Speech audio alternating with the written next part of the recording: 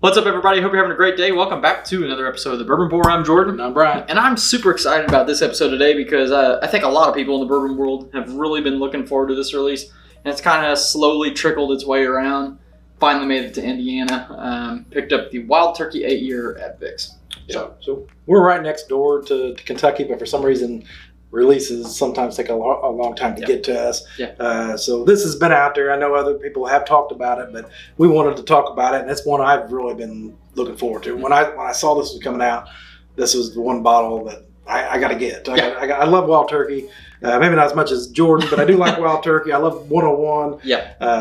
And if you could elevate just the 101 into something higher, then that's my game. Sign us up, right? So, and I got this at Vic's, $47.99. Pretty good deal too. Good value in bourbon for sure. I think that we're probably going to just real quick, industry wise, I think we're probably going to see this trend sort of continue because a lot of bourbon is aging right now, a lot of production going on over the last several years, and so I think the age statements, especially from the big guys, are going to kind of trickle right over. And it helps. I mean, it helps to have an age statement. Because just to think 8 years compared to 6 years, that's a lot. Now raise because the normal 101's 4 to 6. I think actually 6, 7-ish. Okay, I think so. So they got two more years, and it added $15-$20 to the price. But this is really good. That's right. Sorry to let the cat out. Right. Worth the investment, right? So, okay.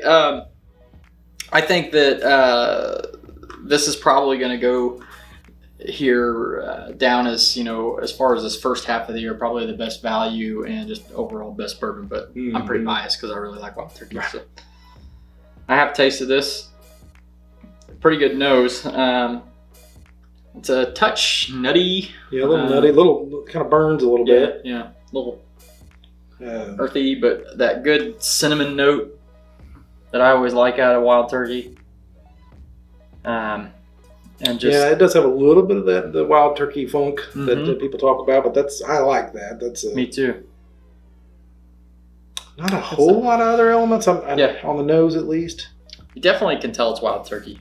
I think once you go to the palate and then go back to the nose, I think it opens it back up if I remember correctly. Because that's only one way to find out. Let's go for a sip. So I get like a cherry cola, like a cherry Coke flavor note to that. And the oak is like almost, I don't know, it's very delicate, but it's kind of almost perfectly done. And I think that's all I can say about the oak part of it. It's just kind of delicate. It's not like in your face. It's not in your face. It's not strong. I do get that. Not bitter. The cherry Coke that you were talking about. Cherry Coke kind of gives you a nice burn on your tongue.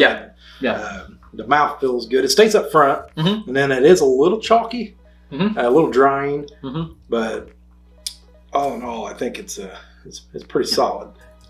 Good cherry cola, sweet, delicate oak. I thought finishes more to cinnamon. I thought that opened up a little bit, but it's actually I get a little bit more cinnamon than I did the first time, but not a whole lot else. It's a little for some reason a little crafty tonight. No. Little nose wasn't as good as I remembered. I thought the nose was better the last time that I had it. We've had a few other samples, so that could have altered what we were. That could be it. What we're smelling, but the taste. Taste still there. We're up to par here. There's a touch of licorice there too. That's good. I think there's a lot going on with this.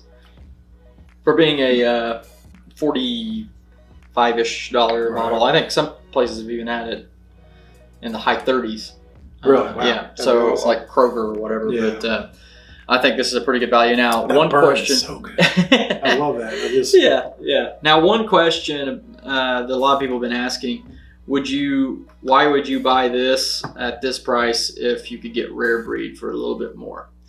One thing is rare breed actually is about $60 in our area. A lot of people were talking about rare breed being about $50. Mm-hmm. I think some areas it still is in that range, but not here. Yeah, not here at all. Honestly, I know this is not popular opinion.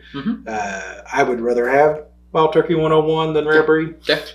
Even the regular or this one? Just a regular. I like the Rare Breed. Yeah. Oh. So even though it punches a higher proof, that's not something I always want to be sipping on. Yeah. I don't always want to drink 120 proof bourbon. Yeah. Now is Rare Breed good? Yeah. Rare Breed's good. It's really, really good. Yeah.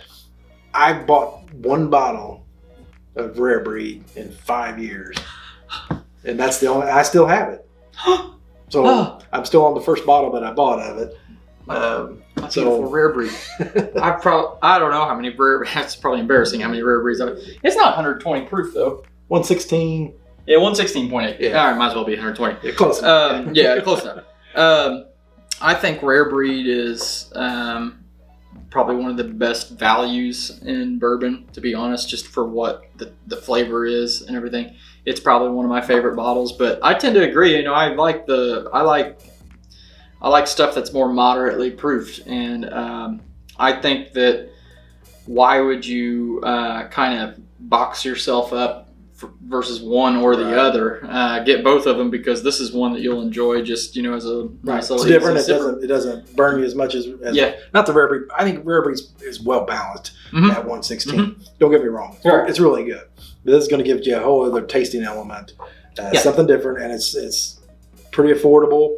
Kind of sip it through the night. So one of my favorite bourbons is the Old Forester 1920. Yeah.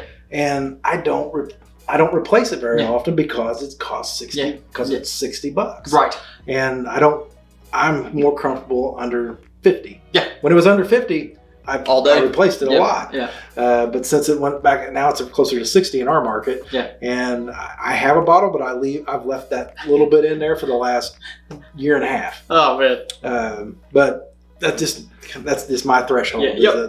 I love $50 and under. Yeah. Will I spend more? Yes, I will. Just won't do it all the time. Right.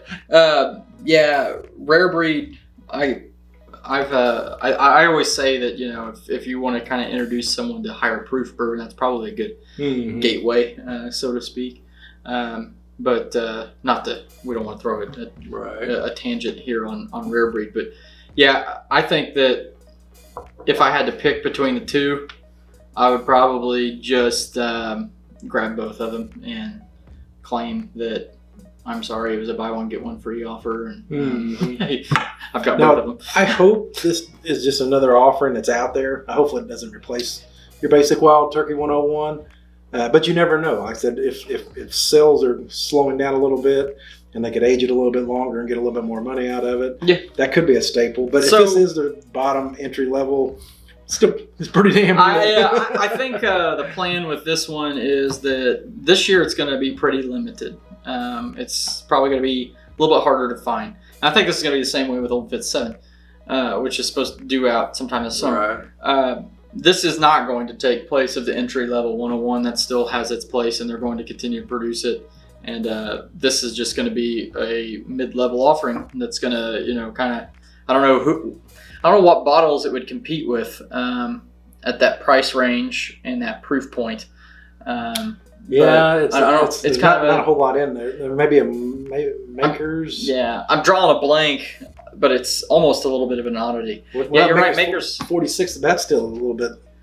I think it's 94 proofish. A little cheaper though. Yeah. So this might stand in its own little category. I think it is worth picking up. I think if I were to finish this bottle off, I would repurchase it. Yes, I definitely again. would. Yeah. So that's about all. That's a buy and a rebuy. Buy and a rebuy, and you know, I don't know that you have to back it up or anything like that. I think it's going to be widely available once it does hit, and that might take a little while, a little time. One cool thing to note: this is the first Wild Turkey age statement since like 1992, before it went international. So kind of cool. Mm-hmm. Exciting stuff, and I think more to come. And was it 8 years then? Yes. Yeah. Used to Wild Turkey 101 was just 8 years. Sometimes it wasn't on the label, but it's always 8 years. Always 8 years. Yeah. And then they removed that in '92, and it became only over in Japan where the 8 and 12. I still haven't had I've tasted the 12 year, just don't own one. Right. Need to fix that though. Yeah. All right. Well, appreciate you watching the video. Hopefully you'll be able to track down Wild Turkey 8 year, because we think it's definitely worth picking up. But we're going to end this episode the same way that we always do, and that is when you're with your family and your friends, always share your whiskey.